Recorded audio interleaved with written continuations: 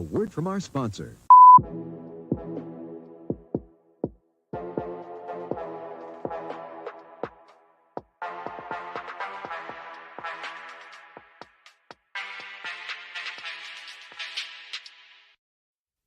Orion.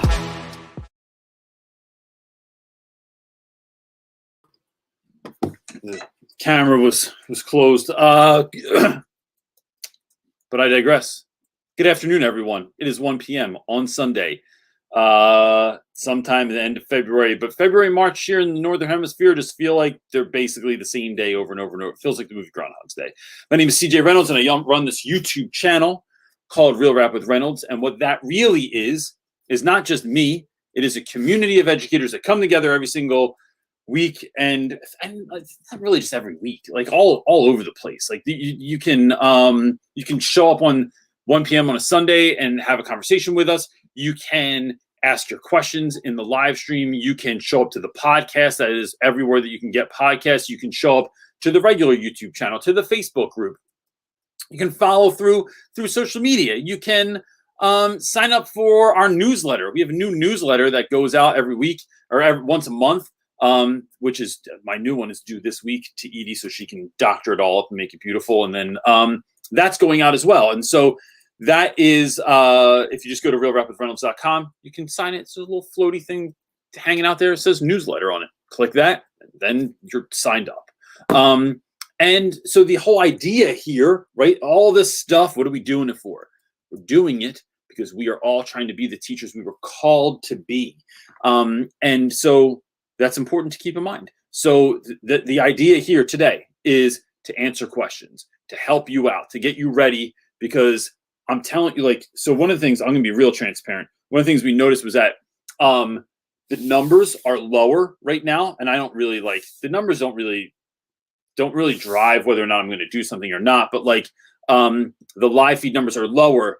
But my sense is, my intuition is that they're low every time. So it's seasonal, right? It's like things are busier in July and in August and in September than they are in like right before winter break. But it's trying, man. Being a teacher is really hard right now. No matter if you're in the classroom, out of the classroom, in between both of those worlds, this is a difficult time.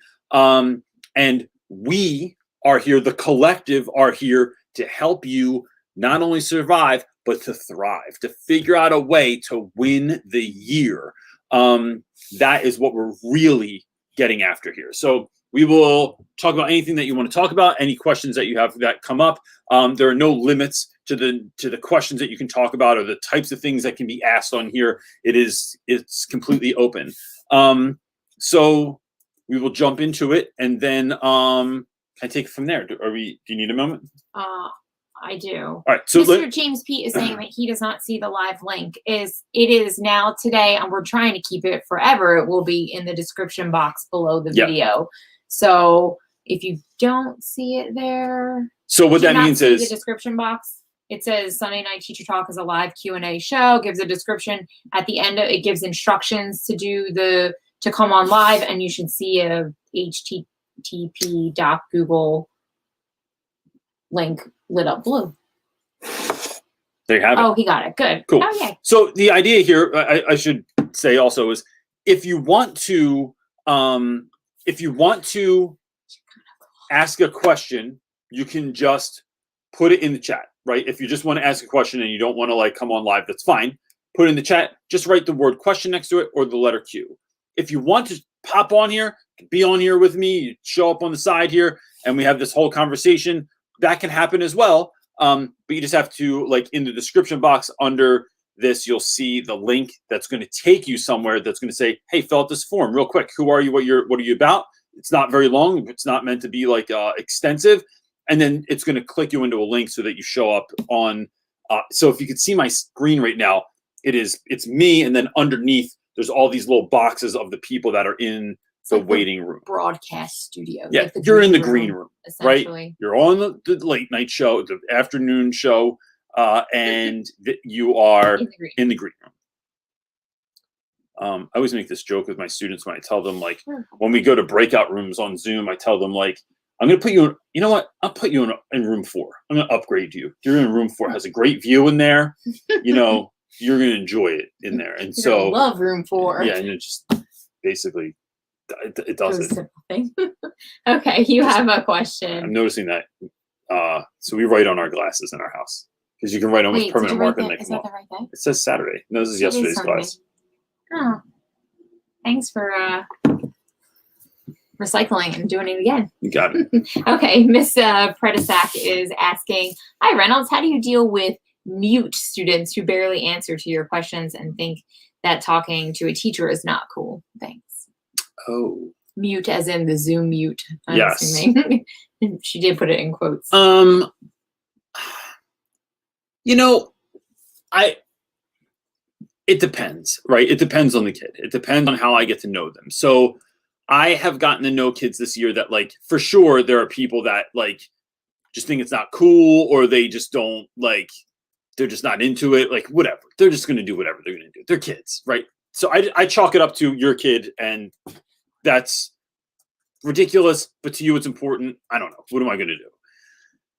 If I really, really need something back from a child and they try and give me something in the chat and it's like, bro, this is taking my whole life, I will put them in a breakout room, and then I jump in there with them and I go, yo, you got to unmute yourself because they just can't do this.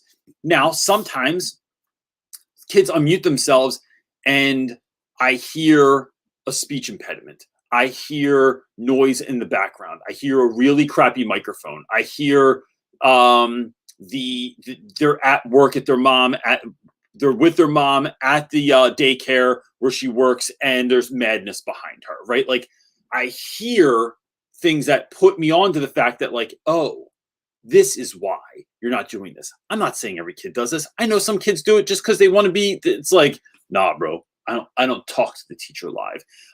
But sometimes there are reasons. So I think it's figuring out what students there are reasons for and what students are not, and then telling certain kids, like, you know, if they send you, sometimes someone. So the way you whittle that down is by doing private rooms with kids, by affirming what they said in the chat and asking them to say it out loud, because now they know that it was right. Now they know they're not taking a chance. Now they know they're not going to get, you know, you're not going to come on and say something out loud in this weird virtual world and everyone's going to see them and hear them and they look like a fool. It's like, no, oh, this was great. Dude, your story is awesome. This was such a great idea. Can you say this out loud?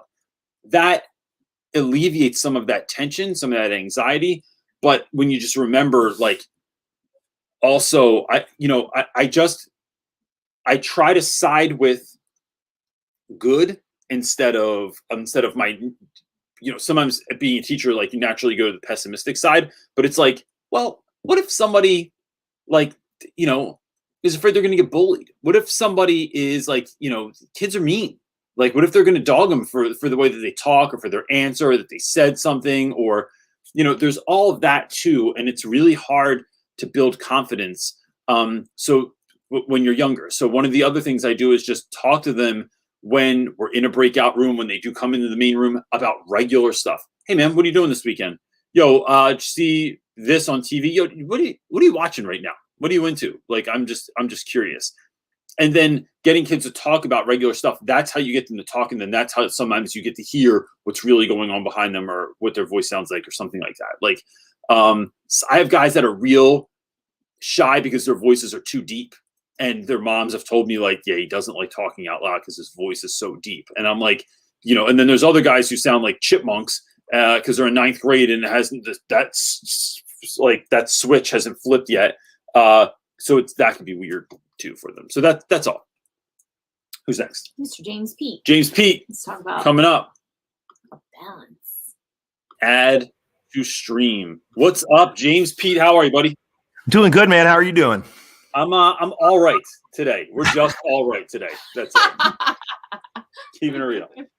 You know, people see me smile a lot, and that smile hides a lot behind the face. You know what I'm saying? 100%. Some days it is real, and some days I'm like, man, we're working on that smile. It is. Have it up there. I read it. So to that point, real quick, I was reading a book. They were talking about these monks that part of their daily practice is making a smiling. So you put a half smile. So when you meditate, I've learned this years ago. Have a half smile on your face when you're meditating. It totally changes your vibe, right? And then making yourself laugh. They were saying these monks like just laugh for no reason, and that works something out in you where it's just kind of so dumb. Like it's making me laugh now that like you just start laughing, and it's this inner work where instead of your mind going to the negative, you're forcing yourself to laugh out loud, and how that's part of their practice. And I just thought, how ridiculous, but how 100% my speed, because if it's ridiculous, I'm like, oh, that sounds perfect, man. We do it in class all the time. We'll be in the class and I'll be like, okay, we need to laugh. So let's all laugh right now. And I'll start laughing in the front of the classroom and the kids are looking at me like I'm insane. And then they just start laughing. But man, yeah, I just read something about this too. We'll have to talk sometime about that. Cause I don't, but anyways, you know, I don't know where I saw this, CJ. You posted it somewhere and you were talking about the 8 to 4 schedule. And I think when you've taught for a long time, I think the time you're working is at play in your head all the time. And I mentioned balance in my question. I think over the course of my career, and I just kind of want to get your thoughts on this, haven't you found that, you know, like I'm not like at the end of my parent years, but the end of my kids living with me parent years. I've got a 16-year-old and an 18-year-old. And, you know, while they're always welcome in my house forever and ever, rent free, I hope they're not watching. I think that as I get to that point where they're going to be kind of moving on and, you know, and Jenna, I'm not saying my wife's not important. So again, if she's watching, I'm going to get slapped, but you know, I think that our priorities like ebb and flow, as in the amount of time we can spend in a classroom. Like, have you found over the course of your career, there are weeks, months, even years where 8 to 4 isn't going to work and you're just going to kind of be okay with that? And I just, as I don't, you know, I see 8 to 4 and then in my head, I'm like, I got to do this. And then in my head, I'm like, ooh, I can't right now. I'm not there right now. Yeah. Don't you think kind of over the course of your career, that ebb and that flow is going to happen? Yeah, this is a great question, because I think sometimes when I say stuff or I post something, I'm not real into hard and fast anything. My life fluctuates a lot, right? So like just in the last few years, like there might be something I'm really excited about, something that I know there might be nights where I do work until very late because I have grades to do, or because I'm helping a kid, or because something's going on, or because you're playing with a really cool 85-inch television set.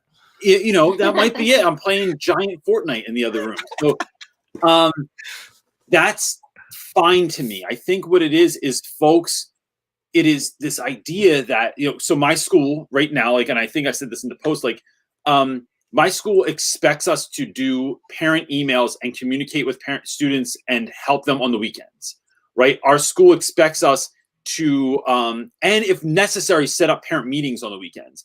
Our school expects us to keep working into the night. So this week I got meetings with parents for 6, 6:30, and 7 o'clock. And I'm like, I'm just not doing it. Like, I'm just, you know, it is the expectation. And I think when you, and I'm going to say this generally, when you don't have strong leadership that you can believe in as administration, leadership to me is influence, right? And this is not my own thing. It's like stuff I read, but like leadership is influence. If you cannot have a positive influence over your staff, they're not going to show up at 6:30. I've worked for people that I'd show up at midnight if they were like, look, mom, go to war for, man. Guys, it's midnight. I got you. Like, I'm 100% in. I only want success for kids. But in this season, I'm feeling like 8 to 4 is healthy for me. I wake up at 5 in the morning. I put in 2.5 hours of work on me before I even sit down and have coffee with or 2 hours of work before I even sit down and have coffee with my wife. 3 hours before I even sit down at my computer and do school stuff. That, you know, the asking more and more and more of teachers just doesn't work out. And then the other principle is some people have to work second jobs, man. Like, you know, like they have to go, they're bartending, they're waitressing, they're, you know, hustling on the side, doing something.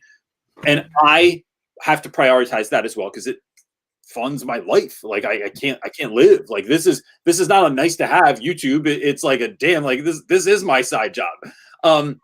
So I do think, but like, and I'd also say to the other end, when I started teaching and people were like, don't work so late hours, I'd come in at 6 a.m. into the building. I wouldn't leave till 6:30, 7 o'clock at night. And everybody told me I was going to burn out. Everybody told me not to do that. But I loved it. It was like, that's all I wanted to do was be there, right? It's kind of like when you start dating someone new, when you're young, you don't go like, stop hanging out with them so much, you're going to get burnt out. No, that's all you want to do. That's all you dream about. It's like, I've worked for so long to get here and now I get to do it. It's like, you know, what else in your life would someone say that to you? Like, hey, I know you like playing guitar, but don't play too much because you're not going to like it anymore. It's like, no, man, it's friggin' awesome. Like, I love it. Yeah, that's it. I mean, see, that's the thing that I'm in right now is like, the bottom line is this. I have to pour so much into myself so that the rest of the world, it just experiences the overflow of the love I have for myself.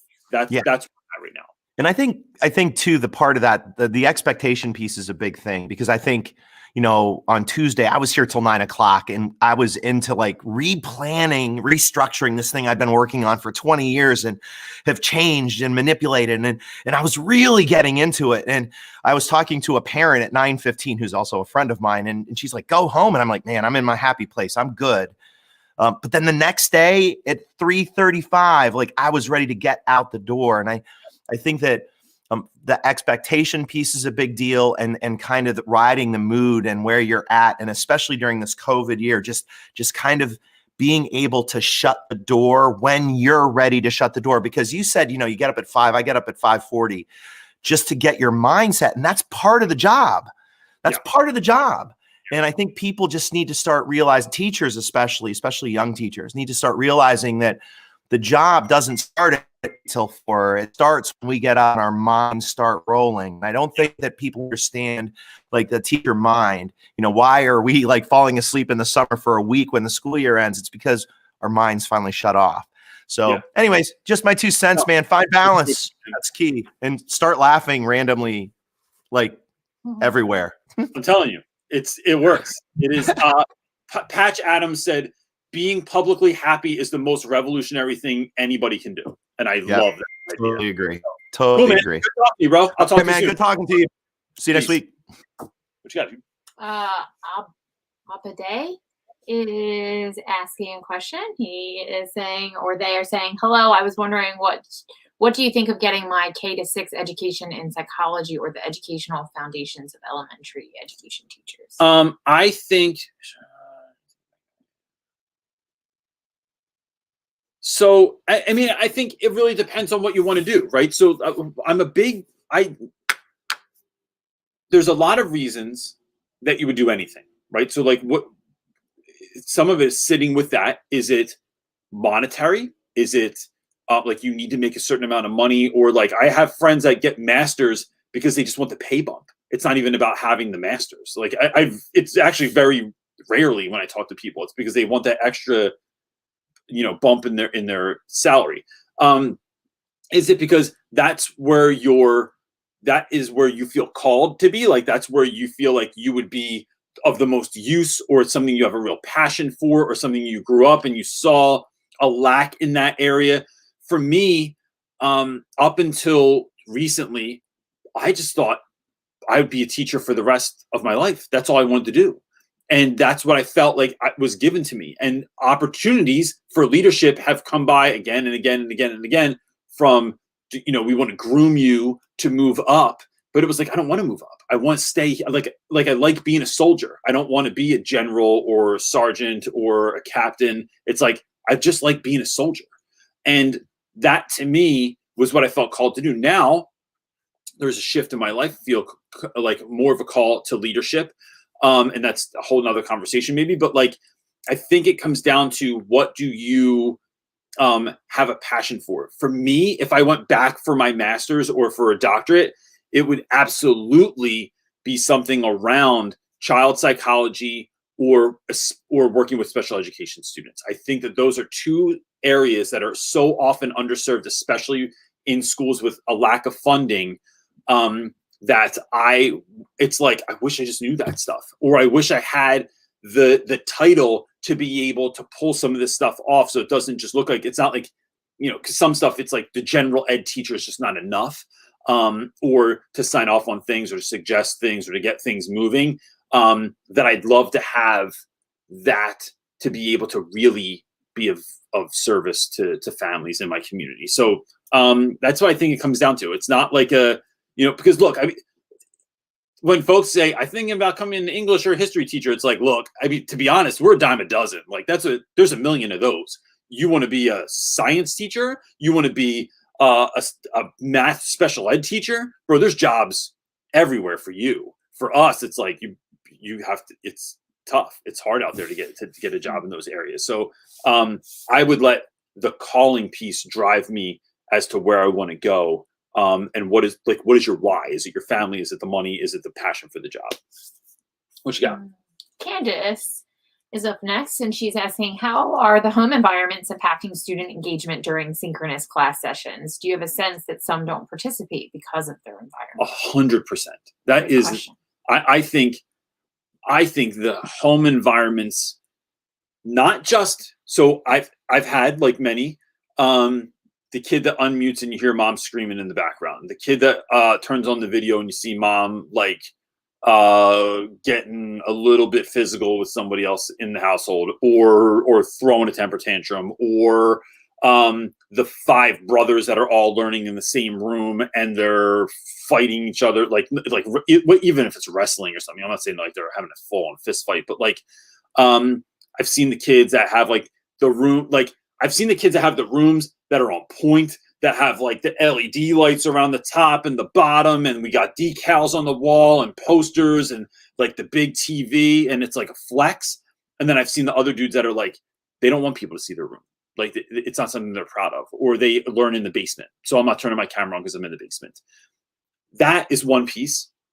And the other piece is the impact that it has on students just being in the house, just not being near friends, just not being in a place that they feel safe. And when I say safe, I don't even mean that mom and dad are like abusive in any way, but it is safe in school gives you a space to really explore and express who you are, what you think, and what you're about. And at home, we don't always have that space, right? Like it can be hard, especially if it's crowded. I know right now in our home, it just feels like it's loud all the time. Like we just had this conversation. No, we this don't morning. feel like it. It is loud. It is all the time. I need to get up at 5 a.m. so that I have quiet, because at 6, my wife gets up. And let me paint this picture for you. So the first thing we do in the morning is exercise. The first thing my wife does is puts on the Oculus and plays this game called Beat Saber, which is it's good exercise basically my wife jumping around, and it looks like you have 2 lightsabers. And you have to like hit all these things, and you're dancing, and it's jams are on. I did, but I think it's awesome. That's why I'm sharing it. But it's also like the quiet's gone. It's the bouncing in the house. It's the movement. It's the just. I keep using the word energy, and I don't know what it is, but it's like when someone else is up, it just shifts things in the house. It just makes you more aware or something like that. Like it lessens your quiet. Our house is always loud. And when students are living in that also, and they don't even have a quiet space, like your classroom to eat lunch in, your room to chill in after school, like that sort of feeling, I think, is breeding a sense of apathy in students, a sense of breakdown, that our kids don't even know that that's what's happening. They know, I just feel lazy. I'm just tired. I just don't want to do work. I just don't feel like doing this. I just don't want to write complete sentences or put punctuation or capitalize letters or write the minimum amount or do all the word problems. But I don't know that they're connecting what we're living through to that they didn't realize, like many of us, that school is body, mind, and spirit in the way that it really, really is. And I think teachers are going through that too, that they're just like, I'm just tired. And it's like, yeah, because you're sitting. We used to walk all day. I never sat down at school unless I was chilling, eating lunch with kids or reading silently with kids. The only time. Everything else is walking around. I'm hustling. I'm upstairs. I'm goofing around. I'm doing jokes. I'm in the hallway talking to kids and handling stuff. And like, Now I just sit in this chair. This is my second office chair this year because I had to upgrade and get the expensive one because like my lower back is killing me. So I think that all that's wrapped up into that too. So yeah, I think that's absolutely the way. So I think the bigger question is, what do we do about that? And we show up and we care for kids in the ways that we can. The other day on Friday, I sent kids cereal. I just was like, you're doing a great job. You're failing still. You have a 60, but you had a 3 first trimester. And I just love how much you're working now and how much you're trying. What's your favorite cereal? Reese Puffs, slap a sticker on that thing with the address and take it to the post office. It cost me like 55 cents to mail or whatever. And then I just send cereal to kids. Just one way to show an expression of care. Sometimes it's hanging out 30 minutes after class the other day, sat here, right? Talking to kids about all kinds of video games. And I kept muting my camera. My wife goes, do you know what they're talking about? I'm like, I have no idea. I've literally, like, we've crossed into a world of like a deep knowing of video games. I have no clue what they're talking about. But I sit there and I listen and I ask questions. And why do you like that? And really, tell me more about that. So you can't do this, but you can do this. And you like this weapon more because it does this thing. I don't understand. Break that down for me real quick. It is showing kids an expression of care where you can. And then I think that they will show up in uncommon ways in your classroom if you can do that. Go ahead, dude. Okay. Our next question is a great one. It's a funny one. Comes from Erica. She says, what's on your shirt? Because I'm thinking a sewing machine. You're wrong, Erica. You're wrong. You're so wrong. It's a record. This is opposite where I am. The needle, the center of the record, the little sticky uppy thing that comes up, and then the threads. The spinny part. Yeah. I think there's so much connection between music and teaching, and especially hip hop and teaching, that I love the idea. Always have another shirt that has a record. It's someone looking through record crates, and it says digging through crates or something like that. And I think that is, I love that metaphor. When I do talks, I talk about this idea of like teaching like a DJ. And one of the ways you teach like a DJ is you're pulling through the internet. You're pulling through other people's lessons, projects, ideas, speeches, and you're just pulling samples and then putting that together into your own conglomeration. Where I think of like Paul's Boutique by the Beastie Boys, which is like an album that had more illegal samples on it than any other album ever. But it is like one song might have the Beatles, Led Zeppelin, ELO, and James Brown on it. And they're all pulled in these funky little ways, reworked, and then presented to your audience. And I think that that's what teachers are doing all the time.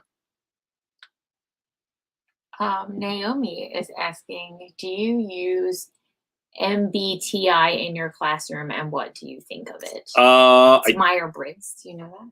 No. Oh, so yeah, Myers-Briggs. I don't. I've never used. I guess I did give a personality test thing before, but I didn't get the ROI on it that I wanted. And it didn't feel like my students were that interested. However, I was gonna say, I feel like freshmen wouldn't be as interested in that as something like. So it depends on the kid, because they're not so introspective yet in that particular way. But yeah. Bilby does it. I have a coworker, my department head actually. She has a psychology class, and they do it in there, and then they have more time to get into the science behind it and that kind of thing. I took some different personality tests last year that I liked a lot more, and I forget what it was called now, which is really good that I'm bringing it up if I can't remember what the hell it was called. I don't know. I wouldn't say I'll find out, but then I don't know where I would even put it. Look for it. Here's what I'll do. For it? It's right in the drawer, but I don't know. You want to read the next question? I'll see if I can find it real quick. Sure, take 30 seconds. Because someone's going to enjoy it. Somebody else is going, who cares? Just keep going. All right, I'm going to read the next question. Go ahead. It's literally right here. How do I have it that quickly? I'm on it. Okay. It's from Emily, and she's asking, how do you keep a straight face when a student says something inappropriate for school, but it's super funny? All right. I have no poker face, and they see right through me. Emily, it is like, no matter how inappropriate it is, sometimes kids just say something and it's like the darndest thing. It's just so funny, but it's wrong. Or let me say this. this is one of those things that someone's going to get pissed off when they hear it the wrong way. This This is called the 16 personalities test. So I was the protagonist is what I got on it, but like this is what it looks like. 16 personalities. No, but isn't this acronym part of what that is? Or Oh yeah, well that Myers-Briggs has acronyms also, but like that's that's my jam. Anyway, you got it. So let's go full tilt the other way. I once had 2 students. I love both of these students. I still keep up with them. I remind them that this happened every single time I see them because they're like grown ass men now. I taught them at my all boys school, and there was one kid was the super cool quarterback of the football team. Everyone liked him. He just walked around with the swagger, and unbeknownst to me, because some kids are just really good at being sneaky bullies, was bullying the kid in front of him, who was a much larger boy, much quieter, into the arts, not a real like stand up for yourself in an out loud way, like didn't take crap from people necessarily. But what I found out was the dude sitting behind him, the football guy, had been like bothering him all year, like whispering in his ear stuff about his mom, or like teasing him about stuff, or who he was, or what he looked like, or whatever it was. I forget what even the straw that broke the camel's back was. But one day, a man in the front turns around. He says, "If you say that again, I'm going to smack you in the face." So I guess he said it again. The dude turns around, smacks him in the face. And then the whole class stopped. It was like one of those moments of like, what? And I remember Clarence, who got smacked, he goes, "Reynolds, did you just see that?" And I was like, I guess did you deserve it? And he goes, "I think I did, but come on." And I was like, well, I don't know what to do now. Like, but I still remind them of like that. He never messed with that dude again. That didn't really fit your point, but I just wanted to tell that story, I guess. So, when kids do it, I think it's like this. Some things are just funny, right? So much comedy that you hear is inappropriate. Now, we can I think it becomes a learning moment where we tell kids this is inappropriate. And sometimes, like, you just got to dial it in. You got to be mindful of where you are and who you're around and what's going on. And this isn't the place for that. The way I talk to my students, not the way I talk to my friends all the time, or when I'm like kidding around with friends and we're at a bar or something like that, is different than the way I'm communicating with students. And so it is being mindful of that. And then I just kind of like laugh it off and say, look, we're laughing about this, but my kids got to eat. All right. If you say that, someone walks in here, says the wrong thing, hears the wrong thing, experiences the wrong thing, I'm going to get fired. My kids are going to starve. You want me to do that? You want me to live in a tent behind a Chinese food place across the street from my house, eating out of the dumpster? No. So be cool. And so that's what I turn it into. I always turn it into, my kids got to eat. That's what I say all the time. And no one can argue that. Everyone likes my kids. They've been to the school. They know who they are. I'm like, look, Christmas is coming. You want my kids to not have anything for Christmas? Then keep it up. And I think that 9 times out of 10, alleviating things with, it doesn't even have to mean that you're funny. Even if you do not have a funny bone in your body, it can just be taking a breath, not taking it so seriously, handling it, and moving on. The end. Exactly. What you got, buddy? I'm trying to find.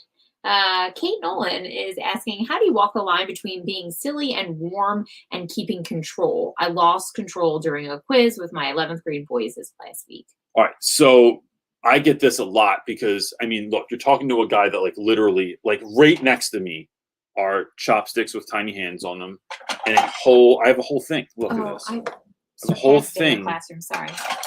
of hands in here. And weird crap all over the place.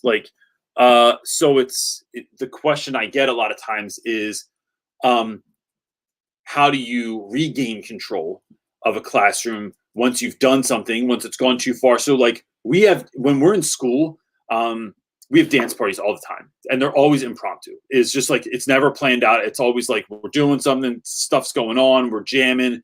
And it's dance party time. So what happens after the dance party, right? You just simply go, all right, gang, look, we got to get back to this, right? That was a great break. I need everyone's attention on me in 5, 4, 3. And then if that doesn't happen, I go, I'm going to do it one more time. Because we need to be able to transition from one thing to another. We need to be able to have fun and go wild.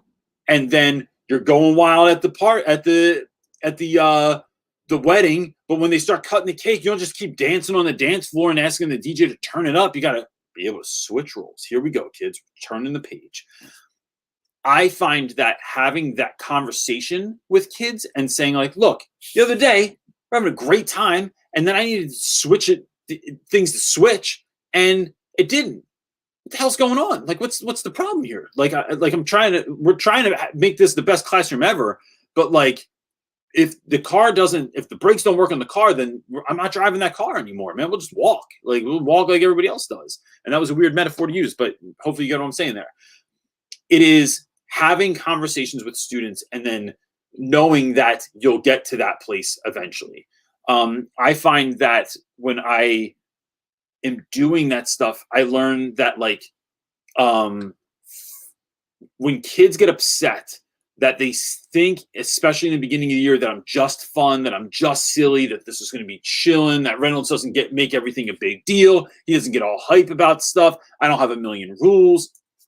That's a real thing, right? Like, I'm really like that. But I will call you out on your stuff. If you, like, there was a whole conversation the other day. What are we doing about kids that plagiarize? You get a 0, bro. The end. You fail. You took someone else's idea, try to turn it as yours. If you submitted someone else's song, put that album out on the radio, guess what? It gets shut down. Like, you can't front like that. And I care. The question that always pops up is, I thought we were cool, though. This is what kids say all the time. I thought we were cool, though. And the fact is, we are. We're so cool, though, that I'm not willing to let anything get in the way of your success. That's my job, is to help you be successful. And so when I'm in doing that, I will do anything, even call you out, even call your mom, even give you a 0 if I think it's going to be what teaches you the lesson that you can grow from and become the best version of yourself that you want to become. Nothing else gets in the way. Kids talk during my quiz, you got a 0 immediately. I don't care if someone sneezes and you said, bless you. I don't care if they ask someone for a pen, because what I'm trying, look, and this is like, there's movement here too, right? I'm not like hard and fast. Like I said to Pete earlier, it is, if you talk during my test, it's a 0, because it's a slippery slope. One person says something, another person says it, someone starts laughing, someone starts carrying on. Every single one of you now have a 0. If I want to, I can let you retake the quiz. You take it on Wednesday. Like, we're in all quiz retakes. You got a 0, own it, take your loss like a boss, and then you can retake it. But there is no talking. Then why? Why is there no talking during the test? Because not everyone can work as quickly as you, and not everyone can work with distractions. You have brothers, and if you're in a co-ed school, and sisters in this class that are having a hard time focusing in. You start laughing, you start carrying on, you start doing something. Now I can't think and I can't focus because I'm watching everything else that's going on, because my ADD is freaking through the roof. We are creating a safe space for everyone to learn. So what your gift is to your brothers and sisters is to be quiet during the test. When you're done, I'm going to give you something else to work on, or to draw, or to read, or whatever. It is your gift to the rest of the class to be cool. And so I think when you break things down for kids like that, it just takes away their excuses, and it takes away the nonsense, and they understand that's not do what I told you to do because I told you to. It's, bro, we're working as a community here. Do you want in or what? Like that's what I'm trying to figure out. And so that's where I think we come from with that stuff. Okay. Short questions, long answers. Sorry, I skipped you, Dayla Classroom. But here we go. Your question. I feel like sometimes there is pressure to just pass kids to lower DF rates. I understand the grace that needs to be given during the pandemic, but generally, where do you draw the line? This is the question this year, right? Because we want to talk about things like student success. But what does student success mean? Are we learning something, or are we passing? One of those, they have this dichotomy. Like, it's like, but what we're ending up with is kids that are just getting passed and not learning anything. I think that when we have those conversations, the conversation we're really having is can you maybe that's not doing that. Well, no, I need it. I know, but the vibration shows up on the recording. I'm just trying to have a professional atmosphere here, and so that's how I'm handling it. The real question that we're asking here is, or we're trying to make work is, can we take the traditional school model and fit it into the virtual world? We can't. So now we're having to pad grades on the back end instead of saying, hey, look, what if we just did less work? What if we just had micro units? What if we just had mini lessons? What if we just had kids synchronously learning for a much smaller amount of time and then giving them projects and tasks and things to do on their own that they can do when they are comfortable, when the time suits them best, when not everyone is on the internet at the same time. And now I keep glitching because you can't watch the video that we watched in class because you have 5 people on the internet streaming on their Zoom classes at the same time, and now your internet sucks. Like, if we really dialed into what would actually work and help us get through this moment in time, that would be a better conversation. So it's hard to do this, to answer this, because some of you are locked into curriculums that mandate that you get done a certain amount of stuff. So what I've done in my classroom is taking 5-week units and breaking them down to 2-week units. Every Monday and Thursday that I see kids, because I only see them 2 days a week, Monday you learn something, Tuesday we learn something, the next Monday we review, and then that Thursday we have an assessment, the end. And it's little mini micro units that keep going. And I learned 40 minutes worth of stuff in an 80-minute period, because some of my students just take longer. Some kids just work faster. I'm not interested in making kids work 80 minutes just to work 80 minutes. It's such an arbitrary number, but it is, how do we do that? I think that's part of the way we have to reconfigure what school looks like right now, because the traditional model doesn't fit into this thing. You're trying to take that square peg and jam it into a round hole, and you don't care if that kid's the peg and if he's getting all scuffed up. You just want that little bugger in there, and you don't care if they get hurt, if it's hard, if they're having difficulty. It's like, no, how about we figure out a better way to help facilitate the learning? So that's where I go with that. What you got, dude? Sorry. Scrolling. I'm supposed to be taking off this question, but where did it go? Oh, there it is. Ta-da. Our next question is from Charles Navarro. And he is asking, how would you deal with a student who expresses their disdain, dislike, and grievances about one of your fellow teacher or coworkers? This man is such a good question. Charles, I love this question. When kids come in and they talk trash on other teachers, or they just come in and they're like, yo, I hate that class, I hate that teacher, blah, blah, blah, I let them do it. And here's why. I don't know that young people always have the right tools to healthily deal with what they're feeling inside in a healthy way. So what we're doing in our classrooms is creating that space to talk about it, to express how you're feeling, to talk to me about it instead of exploding to the teacher, to talk to me about it instead of forcing it inside, to talk to me about it, then spreading poison in the hallways and telling everyone else, and then all the other kids don't like that teacher now either, and now that teacher's going to just reap the benefits of the terrible benefits of that sort of conversation. What I do not allow is someone to mic drop in my class. Yo, that guy sucks. What do you mean? What happened in class today? Yo, he gave me a 0 on my quiz. What? Oh, what? Really? For what? What happened? Because I talked. All I did was ask him if, whatever. But so what's the rule in class? Oh, I can't talk during the quiz, or you get a 0. But you knew what the thing was, and then you did it anyway. Like accountability, does that play into this at all? And then you're helping students either process it, to have a conversation about it, to learn from it, and to figure out how to deal with it going forward. So sometimes teachers are fair, and they were right. Sometimes I don't think they are. Sometimes teachers don't act like adults. Sometimes teachers don't know how to handle stuff. Sometimes teachers scream and cry and freak out and lose their shit in class. That happens sometimes. But it is helping students to help navigate those folks as well, to help them navigate the people that have their mind right, as my friend Williams used to say, and folks that don't.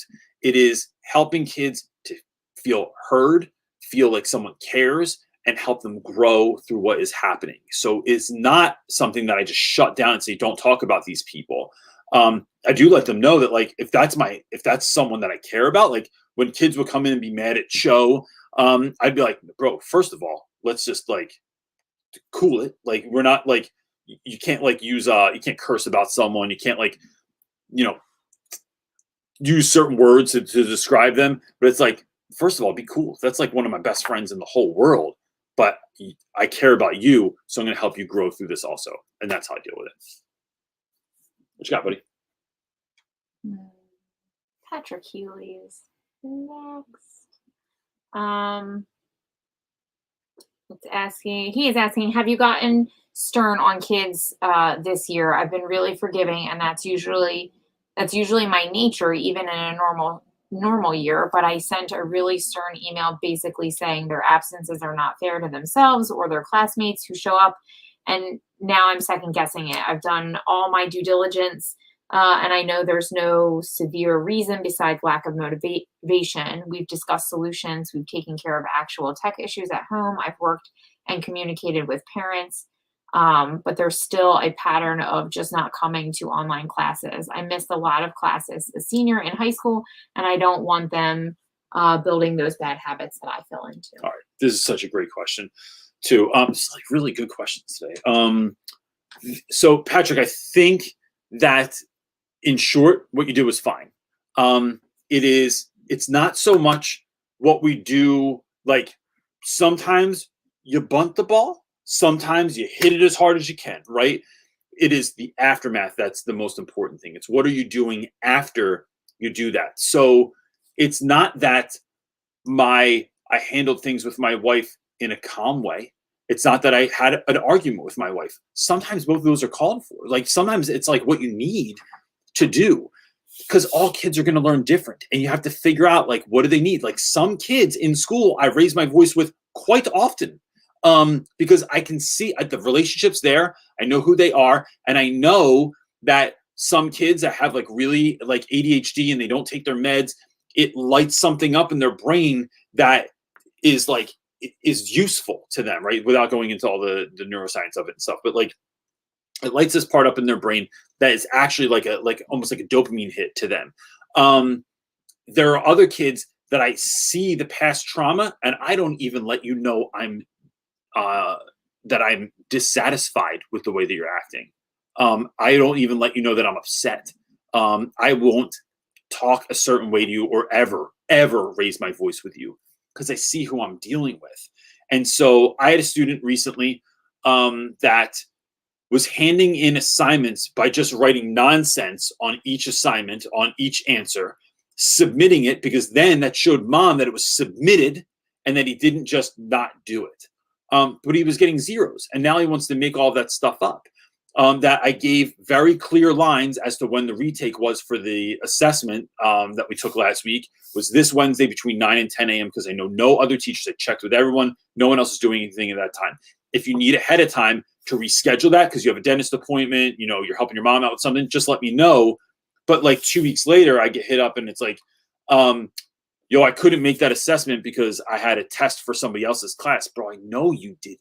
I know you had that retake at 1 p.m., not 9 a.m. So no, you can't. And then my email was a little bit more angry or aggressive than the normal emails that I send out, right? Because I feel like sometimes when kids try and get over on you, they need to know that your kindness isn't weakness. Now, here's the thing.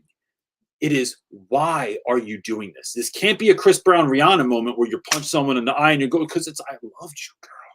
It's because I loved you. It has to be out of a deep care for the student, that I'm getting frustrated because this is what you're doing. I'm about to call you on your stuff and we're going to have a real conversation about this. This doesn't mean it's not like being, I think sometimes having a righteous anger, right, is what fuels great change in students, in staff, in the world, in yourself.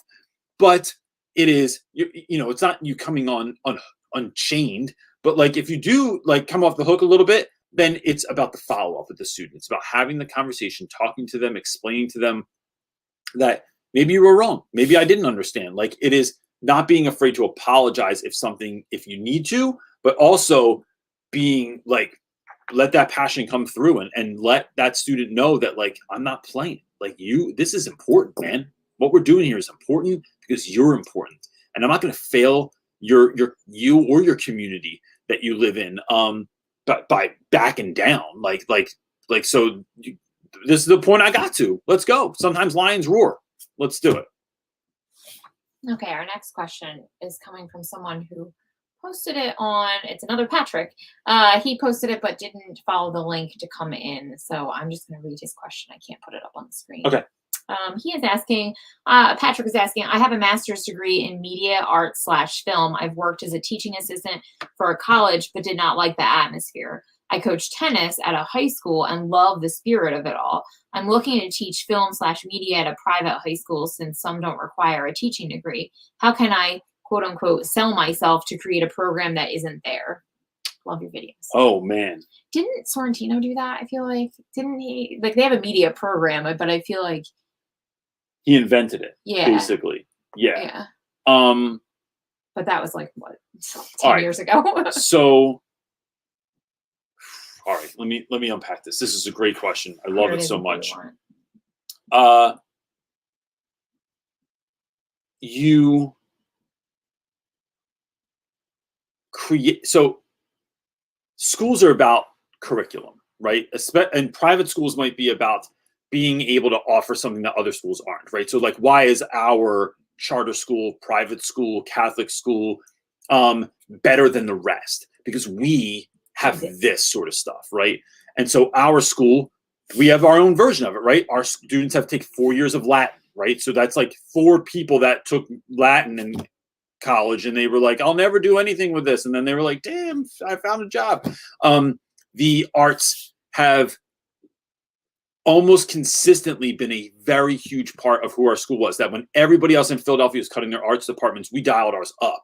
And we've had some of the most amazing plays at our school. Some of them are student written. Some of them are retellings of like, so even when we did Macbeth, it was like the dystopian future version of Macbeth. It was like just, and like, it was a traveling place. You had to go to all these different sets all over the school. It's like a real experience, man. And it was awesome. When I started so I teach a class called the History of Hip Hop. That did not exist before then, right? But we needed new electives, and I didn't want to teach like short story writing or poetry or like something like that. I wanted to dial in something that I thought would be engaging to students, but would also, here's the key, take these things that you need to learn. We're going to teach it through this lens, and we're going to create this amazing opportunity for students that's going to excite them, that they're going to be engaged by, that is going to be community building with other people outside of the school, and is going to have this outcome on our school. When we sell things like that, where it's like, look, the school has their own agenda. And when we can make what we're doing about students, about the community, and about the betterment of the school, I think that is the selling point that you want to kind of shoot for. So it is, what would that class look like? Like, so just because we're learning film and we're learning editing, or we're creating a podcast, or we are, do like morning announcements. It is, how does this benefit your school? I'll tell you how this benefits your school. It benefits your school because morning announcements, if you had awesome morning announcements that were videos, it's teaching kids they have to be on time. They have to show up. They have to write scripts. They have to collect news. They have to organize that material. They have to be able to learn all these different systems to be able to make this work. That if we're using a green screen, it's not just cool or fun or weird, but it is training kids to like pay attention to detail. In creating a podcast, what if we're doing a podcast with the people in the neighborhood? It's like the Sesame Street song, like, we are the people these are the people in your neighborhood. What if we are bringing in community members, creating connections with our own community, and having students learn from those folks in real world ways that we're connecting to other lessons, right? So we're not just talking about World War II, but we're finding someone in the community that fought in World War II. They come in, talk to us about their experience. They put on the podcast, and then it's used in class. Like, you are finding ways to amplify what is already being done in the school, and then also create opportunities and pathways for students that didn't exist before. And so that is what you're trying to do is that. And I think, you know, it's hard to argue when it is not just this is a cool thing that would look good for your school, or this would be something that I want to do. This is what you guys need. Like, this is going to be the best. Like, give me a shot, give me a year to do it, and watch. I'm about to crush it. Kids are going to love it. Because what kid doesn't want a YouTube channel? That's like 90% of students in the world want to be YouTubers, but they don't know how to use it. Market. Yeah. It's like people think that YouTube is really easy. Have a school YouTube channel. It's so hard. It's so much work than we ever imagined. And we do news every week, and we it's like every school should have a YouTube channel. Because what's happening also, last thing, I mean, I could go on and on about this. You can't get into schools. Like, I always look at my kid's school. That's, you know, 2 blocks away. It is at the school to show up. You got to buzz it. And look, I get it, man. It's well, every wild school is different. Ours was literally like a prison. It felt like. Buzz in. You go into a little room. There's not even a speaker in the window. You got to talk through the little slot at the bottom. Then they buzz you into another little room. But then I can't go to my kid's classroom to drop off his lunch. I can't even engage with a human being in any kind of face-to-face way. And what I think YouTube does is provides a window as to what's going on in the school, what your student looks like, the things that are happening for parents to check out. Who doesn't want that? It's a win-win for everyone. So yeah, I could talk about that one forever. I could too, because it's like selling it to a school is like, if you have to sell it, it's like, I don't even know. Like, it shouldn't be easy. I would start creating content. Like, it should be a no-brainer. Yo, let me get permission from the tennis kids. We're gonna start creating content, and then I'm gonna be like, yo, look at this video we made. Look at the stuff that we're doing. Yo, look, you know, slow-mos of kids playing tennis and practicing and going to games. It's like, bam, like, you know, that looks amazing. Okay, our next question is coming from Emily. 5th year teacher here, and I have a class last hour, several IUPs, and a group of gregarious bros. I cannot find a groove. The class is not cohesive, not in a good place, and I feel like I've lost. Admin has quote unquote sat in for me, and their advice / help was quote unquote, wow, you have a rowdy group of boys. I am not a hard ass, but I need to protect the learning environment and my students with ADHD. Oh, so side note, she said she has ELA and ADHD. Yep. I don't know what to do. Any second thirds of the class are failing as a result. All right. So 2/3, sorry. This is a much bigger answer than what I could possibly provide here, but I'm going to give you some of my answer anyway. I've had those classes wait, just to clarify, because I think I read this wrong. Yep. And she's not saying she has ADHD for students. For students with ADHD. Oh, well, sorry, my bad. My class, it was both. It was like, I have ADHD and you have ADHD. We're all have ADHD for everyone. But I've taught these classes where I've won, and I've taught these classes where I haven't won. I've had these classes where things were difficult, and I just like, you know, my hair was brown in the beginning of the year and then it turned gray. And I've had these classes where it 100% won.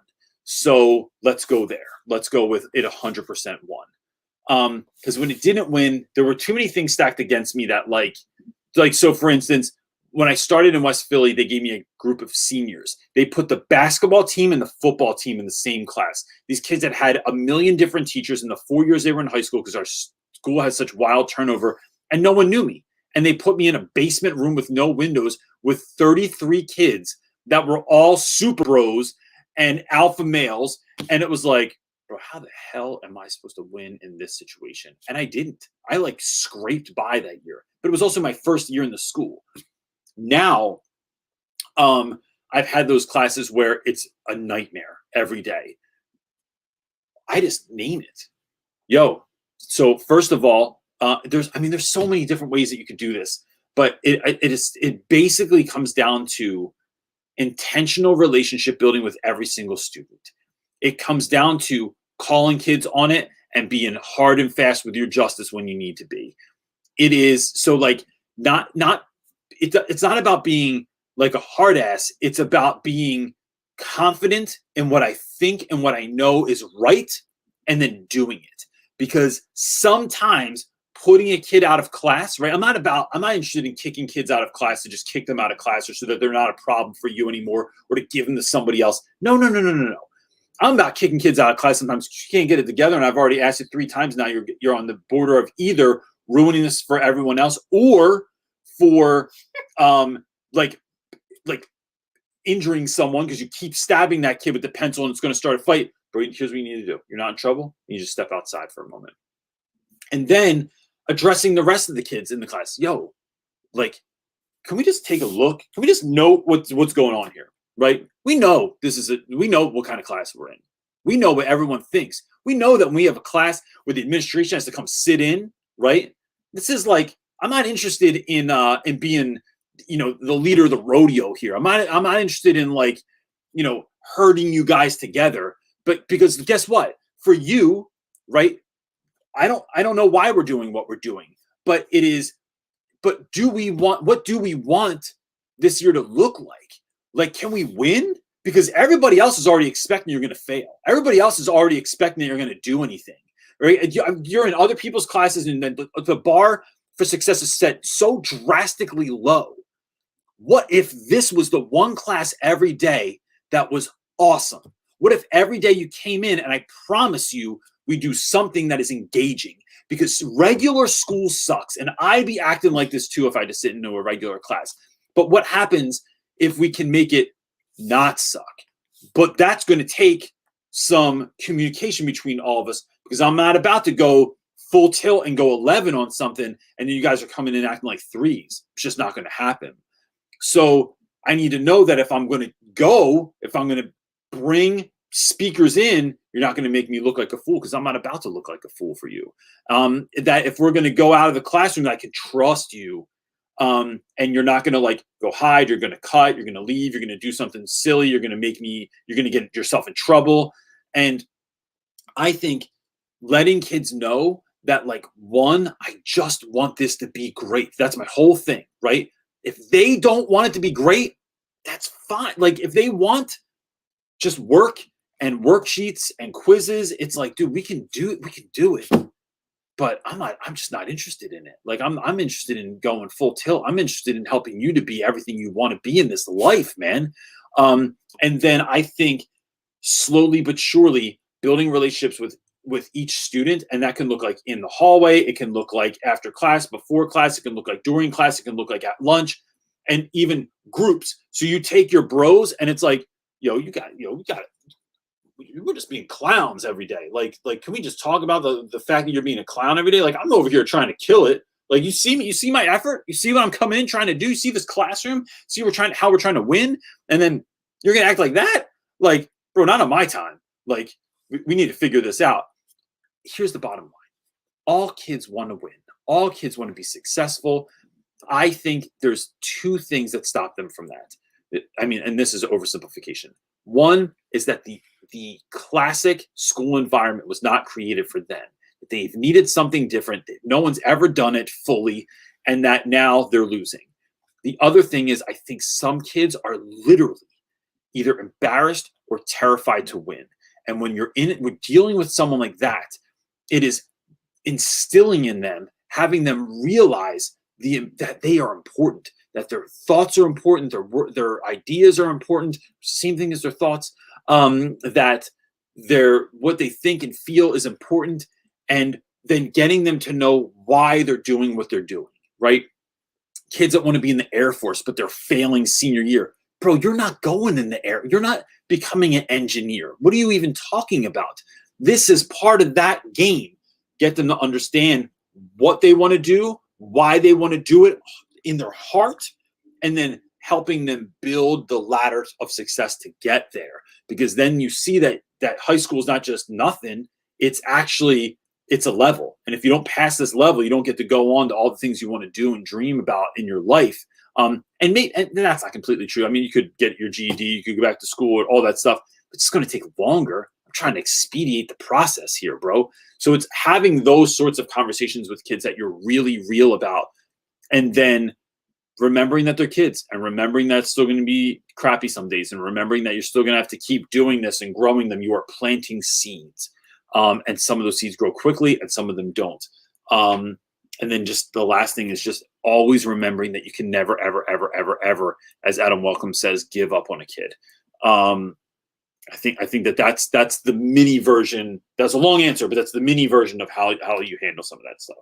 Okay, our last question is coming from Margaret. I think she intended also to come in and ask it live, but we have a problem. Well, I don't think people realize, like, the first link is to get to the form, which we need, because then that puts it into like a master, your question into a master. All the information we need goes into a master form, like, and then you get the link to come in live. I don't know where the misstep is, but and maybe people can't wait around. I don't know. But anyway, so Margaret's question is, I'm sorry, that's I'm about to start a master's program in curriculum and instruction, and I've been reading a lot of teacher blogs and listening to teachers on YouTube. I see a lot of negativity about pay and about the financial aspect of being a teacher. If I'm a single person without any kids, is a teaching career unrealistic? So, this is such an important question, because look, I mean, teachers are underpaid everywhere. And I remember one time, I'm gonna say the number, because I know that to really be transparent. But that's not even fair, because our number is inflated to the cost 100%. Of living for where we live. The East Coast is very expensive. Yeah, East Coast is very, very expensive. I made $31,000 my first year that I taught. The summer before, when I was working at Home Depot, or the years before, I worked at Home Depot as a second job my whole college career. I made more money full time working Home Depot than I did as a teacher. And when that happens, it's a problem. Now, I remember when I said that years ago, there were teachers in Oklahoma that were like, yo, bro, I wish I could make $31,000. Like, that's not even like, that's like a dream for me. But so some of that has to do with the cost of living.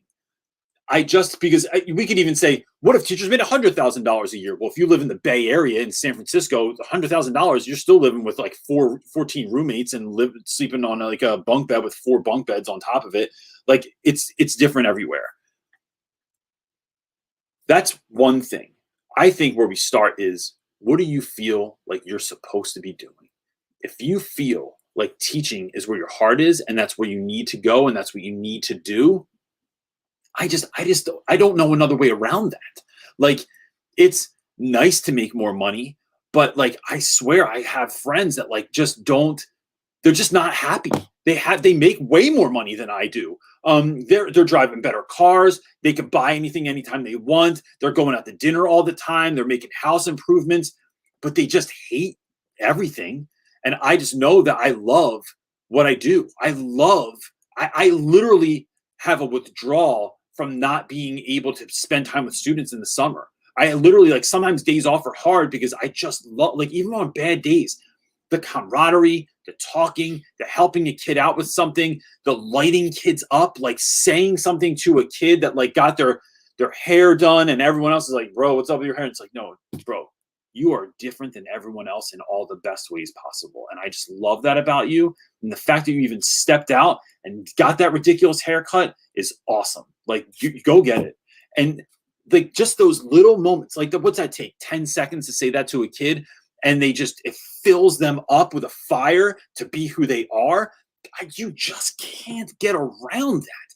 Now, the problem with schools is that they have you by the heart, right? That they know that you need to work, and they know you'll work for less because you feel connected to the work and you have to do it.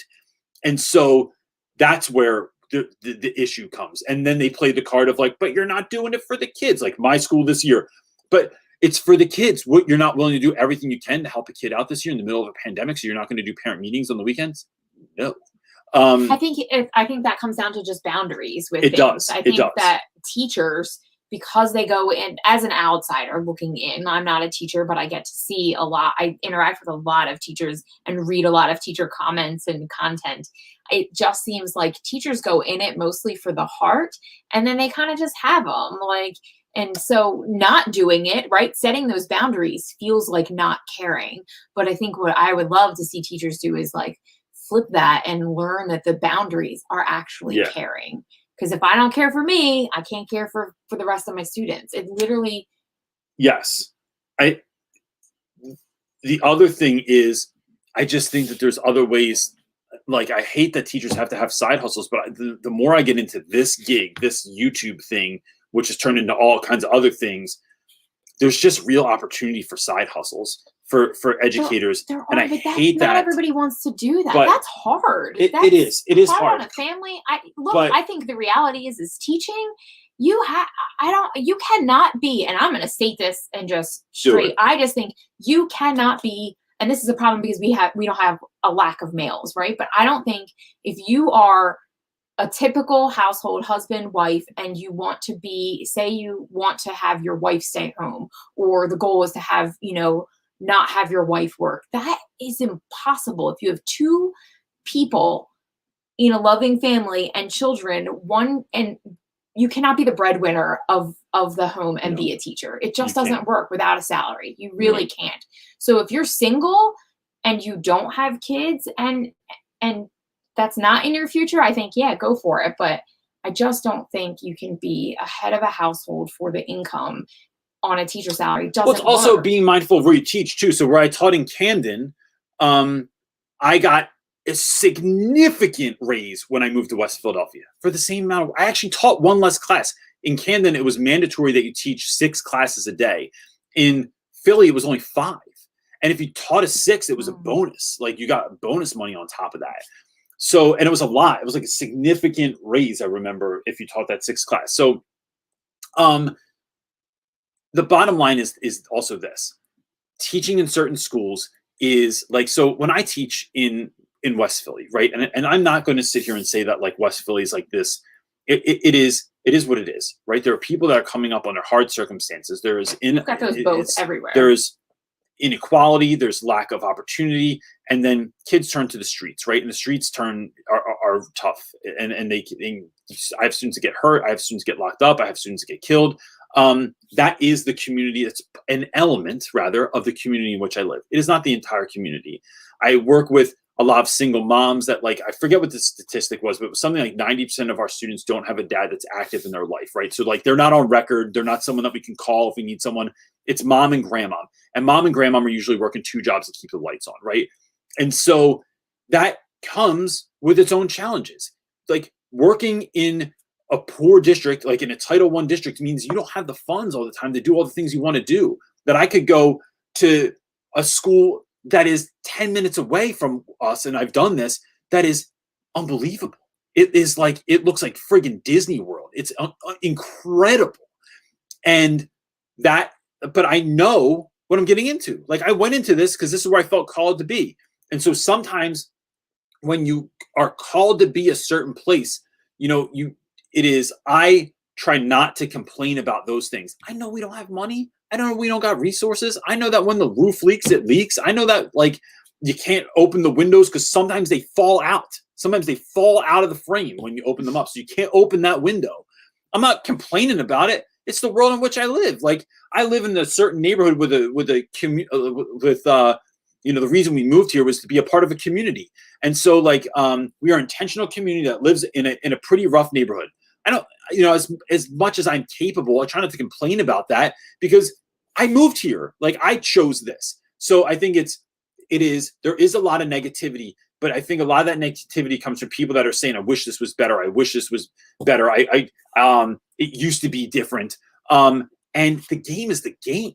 Like, when you play football, you don't complain that you got tackled. Like, it's part of the game. You just learn how to navigate the field better, to build a community with the players that you're with, to come up with better strategies so you don't get tackled all the time. I think of it as that sort of game, and so that I'm not crushed by it when it happens, because it's what happens. It's like, and that's with every profession. So I think the short of this is that if you feel called to it, that if you feel like this is what you're supposed to do to be a teacher, then you absolutely 100% go and do it. Because what's the alternative? You're going to do something else that you hate, and then you're just going to wonder if, and if you try being a teacher and it doesn't work out, just go do something else. Like, especially if you're single, I think it's more doable that way. Get a sugar mama. That's my answer. Just kidding. That's it. I was going to make a joke about that, but no. All right, that's it. That I'm not your sugar mama. I cannot say this enough, people. This is so important that we do this, right? Not just that I'm on here talking, but that you show up every week, because it is showing up. It is bringing your friends. It is telling people about where they can get connected to find resources, to find answers, to fill up their cup so that the world benefits from the overflow of love, of knowledge, of kindness that you're pouring into yourself. That this school year is hard. And if your school's telling you that you're not doing enough, maybe you're not. But my guess is the people that I know are. They're really trying hard to do everything they can to help students be all that they can be, to help the communities in which they're teaching. And you are part of the answer. And how do I know? Because it's friggin' Sunday afternoon and you're on YouTube watching a teacher talk. It is like that is, it's that important. So thank you for all that you do. You're really amazing. And I don't say that as any sort of understatement. But man, these are all the people we meet on here are all the people that I'm like, damn, I wish my kids had these teachers. Wish I worked with these folks. Oh, straight true. It is facts. So thank you so much for all that you do. We'll see you again next week. That's it, gang. Peace. That was supposed to be like such a smooth transition, and then it wasn't. Sign up for our newsletter too. You can do that on realrapwithreynolds.com. That's it. Now, smooth transition. Peace.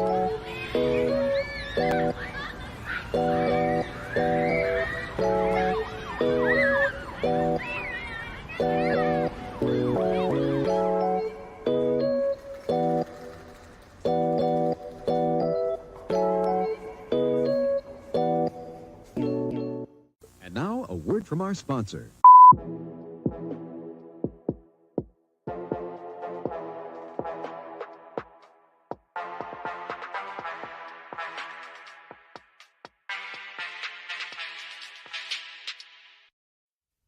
Orion.